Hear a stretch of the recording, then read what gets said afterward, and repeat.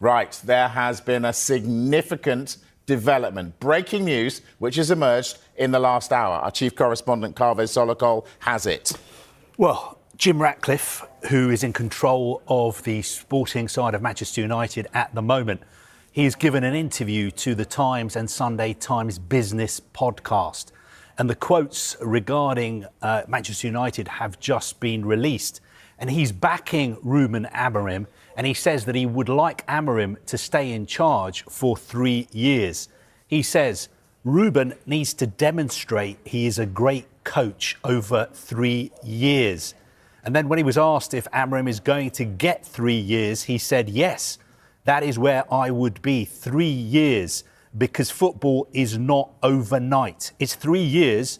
You also look at Arteta at Arsenal. He had a miserable time over the last couple of years. I think there he's talking about the fact that in Arteta's first season, they did win the FA Cup, but Arsenal finished 8th. In his second season, they finished 8th as well. Ratcliffe goes on to say we have to be patient. We have a long-term plan.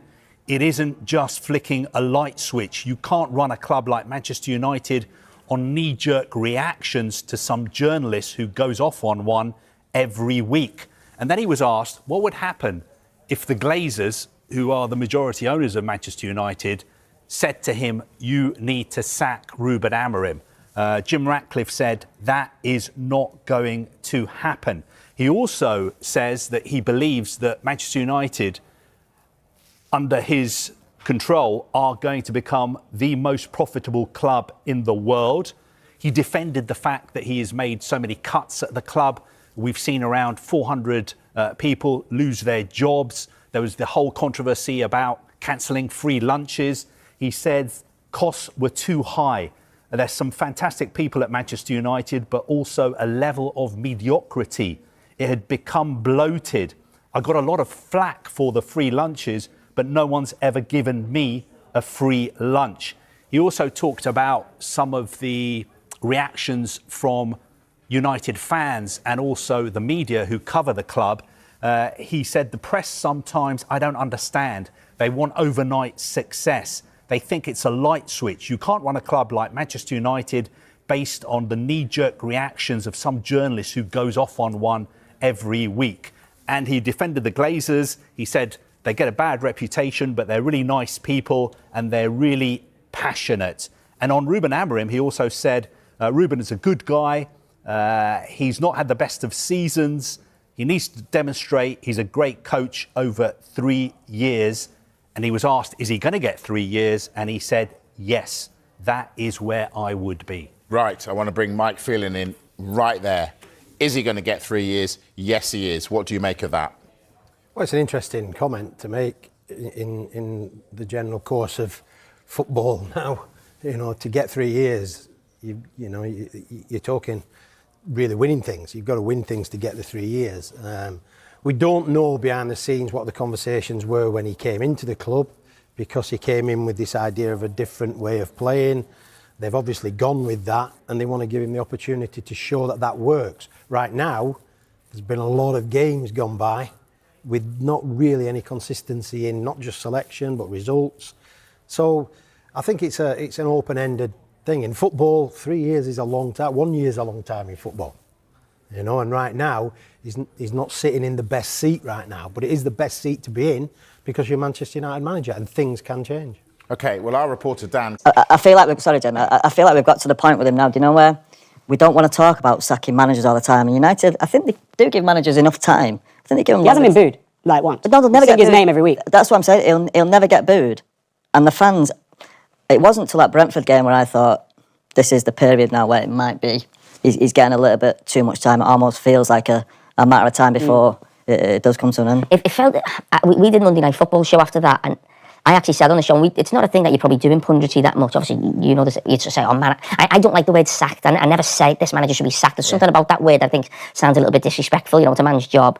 But I think sort of saying things like, it feels untenable. It feels like, where's this? It's not good for both parties. And I was a little bit there. And I do think it's inevitable that this is going to happen probably before Christmas, January time. I've said this for a long time, but we're 50 games in. And just look at this stat. It's unbelievable for a Manchester United manager. 50 games as the Man United manager. He's only scored 2 more goals than he's conceded. And you're thinking, man, do you know what I mean? In 50 games. It's a positive goal difference. I haven't seen one of them in a long time. Positive 2 goals. You've only got to look at that guy's barnet as well. It's like, you know what I mean? That's a victory. Hold on, your manager ain't got one, so let's relax. He didn't have mine a couple of years ago. I just can't believe that it's almost. I know that we've got- say it's we're Man getting to that United. Pressure's so We've clear got as to well that on him. point, When you see him, it's like he's under pressure. And there's times where he's just sat in the dugout like, oh my God, what am I doing here? But he said something about a lot of these players are still scarred from the past. And he keeps talking about confidence. And they don't have the confidence. We just beat Chelsea and you think, all right, we played against 10 men for half an hour. But we beat Chelsea, who are a decent team in the league. And after the Brentford game, he goes, they weren't confident. It's like, hold on a minute. You're going on like that, some external thing that you can't control as a manager. If you're giving your players instructions that they're happy with, if you're playing in positions that they're comfortable in, they're going to be far more confident. Like, you have control over the confidence of this team so much. And for him to come out and almost go like, it's up to them to be confident, I felt that was weird as well, because... We'll talk about confidence. Just want to ask you, Adam, and you, Scholesy. Harvey, look at this. The share price, big dips when Sir Alex went and when Ineos took over. Should that send a shiver down Manchester United fans' spines? Well, I think the bottom line there is if you'd bought Manchester United shares when the Glazer family floated some of the shares they owned on the New York Stock Exchange, I think back in 2012, it's not a very good investment because they floated around $14 a share, and at the moment they're around $15 a share. And the spikes you see, those are when the Qataris were involved in bidding to buy the club and the share price almost doubled. But apart from that, it hasn't really been a great investment.